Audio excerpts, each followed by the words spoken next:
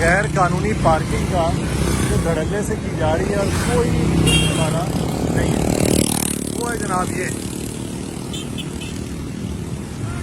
ہے مین سڑک، یہ کورنگی کراس کی مین سڑک ہے اور یہ مین سڑک کے اوپر بنا ہوا ہے، یہ پارکنگ مین سڑک کے اوپر ہے۔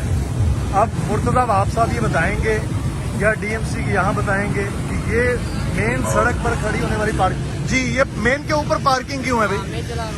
کیوں چلا رہے ہو؟ کیا نام ہے؟ عبداللہ۔ کس کی اجازت سے چل رہی ہے؟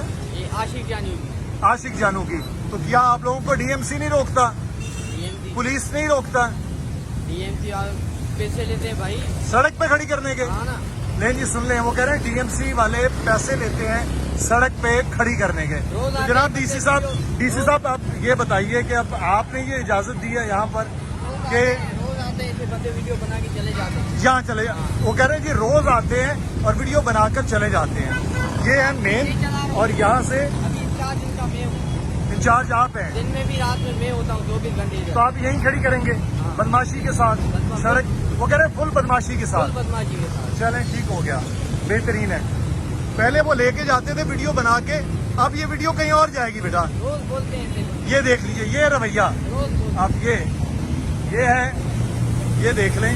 اب یہ ٹریفک پولیس بھی ان کو نہیں روکے گی، وہاں ریڑیاں اٹھوا لی ہیں۔ یہ ساری غیر قانونی پارکنگ ہے اور یہ انڈس ہاسپٹل کے سامنے ہے۔ انڈس ہاسپٹل کے اندر پارکنگ نہیں ہو رہی ہے، باہر پارکنگ ہو رہی ہے۔ یہ تو مرتضی آپ صاحب یہ وہ کہہ رہے ہیں کہ ہم زبردستی کریں گے۔ اب معلوم ہوتا ہے کہ یہ زبردستی والا کام جو ہے وہ کہہ رہے ہیں کہ ہم تو کریں گے۔ اب نہ جانے اتنے طاقتور مرتضی آپ سے بھی زیادہ طاقتور ہیں اور اس وقت کے وزیر اعلیٰ سے بھی طاقتور ہیں پارکنگ مافیا، تو پھر ٹھیک ہو گیا۔